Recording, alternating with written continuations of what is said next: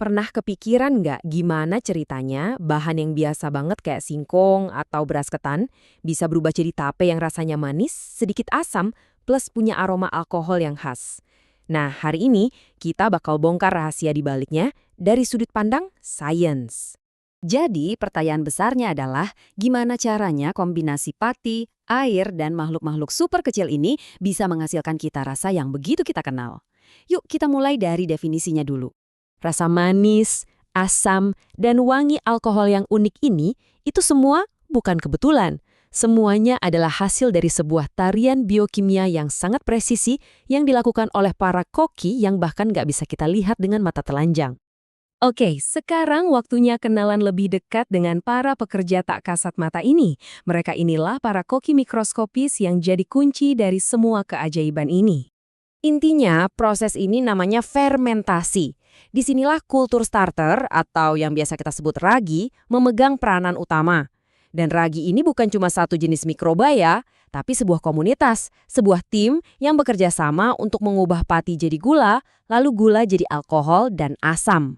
Nah, disinilah letak kehebatan kerja tim mereka. Coba lihat, ada jamur amilolitik yang tugasnya kayak tim persiapan. Dia memecah pati yang kompleks jadi gula yang lebih simpel. Gula ini kemudian jadi makanan buat ragi, yang lalu mengubahnya jadi alkohol. Terakhir, bakteri asam laktat datang untuk memberi sentuhan akhir rasa asam yang segar. Benar-benar sebuah estafet biokimia yang sempurna. Jadi, kalau kita bedah prosesnya, ada 3 langkah utama. Pertama, hidrolisis, di mana jamur menciptakan rasa manis. Kedua, fermentasi etanol, ini bagiannya ragi menghasilkan alkohol dan aroma khasnya. Dan yang ketiga, asidifikasi, saat bakteri memberikan tendangan rasa asam yang menyeimbangkan semuanya. Tentu aja, untuk bisa mengarahkan para koki mikroba ini, kita perlu menyiapkan dapur kita dengan benar.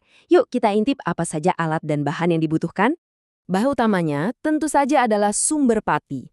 Dalam praktek kali ini kita pakai 2 jagoan klasik, beras ketan dan singkong. Dua-duanya ini kaya akan karbohidrat, yang ibaratnya jadi bahan bakar utama buat para mikroorganisme di dalam ragi. Dan dari semua peralatan ini, ada satu hal yang paling penting, kebersihan. Higienis itu harga mati. Kenapa? Karena kalau ada kontaminasi dari bakteri atau jamur lain, mereka bisa mengganggu kerja tim mikroba kita. Dan hasilnya bisa gagal total. Jadi, pastikan semuanya bersih. Oke, teori udah cukup, sekarang kita masuk ke bagian yang paling seru, prakteknya. Mari kita lihat gimana semua ini kita satukan. Dimulai dengan beras ketan. Nah, ini dia proses untuk tape ketan. Kita mulai dari persiapan, cuci, dan rendam berasnya. Lalu kita masak sampai matang. Setelah itu, langkah yang super krusial, dinginkan. Baru setelah dingin, kita kenalan dia sama ragi atau istilahnya inokulasi. Terakhir, kita biarkan mereka bekerja dalam proses fermentasi. Perhatikan baik-baik angka ini, 30 derajat Celcius. Ini adalah suhu emasnya. Kalau terlalu panas, mikroorganisme di dalam ragi bisa mati. Tapi kalau terlalu dingin, mereka jadi nggak aktif, alias magar. Jadi kesabaran untuk mendinginkan bahan sampai suhu yang pas adalah kunci sukses fermentasi. Proses untuk tep singkong, ternyata pada dasarnya sama persis. Ini menunjukkan betapa fleksibelnya teknik fermentasi ini. Meskipun bahan dasarnya beda, singkong punya tekstur dan kadar air yang berbeda, prinsip ilmiah di baliknya tetap sama. Oke, setelah kita diamkan selama 2-3 hari, kira-kira perubahan apa saja sih yang sudah diciptakan oleh para koki mikroskopis kita? Perubahannya itu terjadi secara bertahap. Di hari pertama, kita mulai cium aroma manis. Itu tandanya pati sudah mulai dipecah.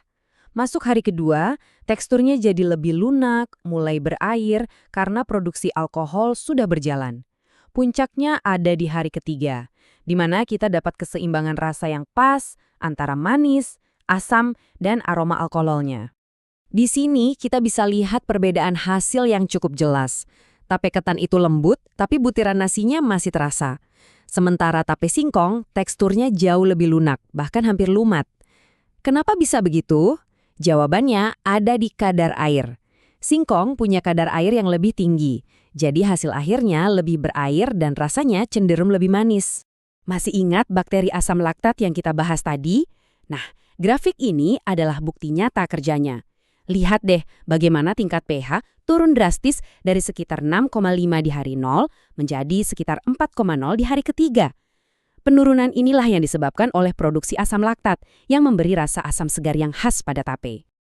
Jadi, dari semua yang udah kita pelajari, apa sih kesimpulannya?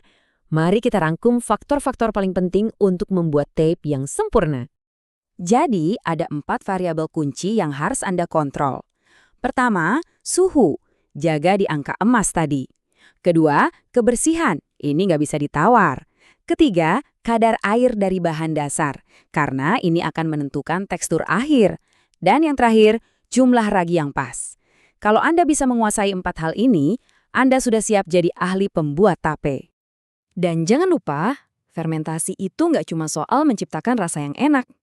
Proses ini juga memecah karbohidrat kompleks jadi lebih sederhana, sehingga lebih mudah dicerna oleh tubuh kita.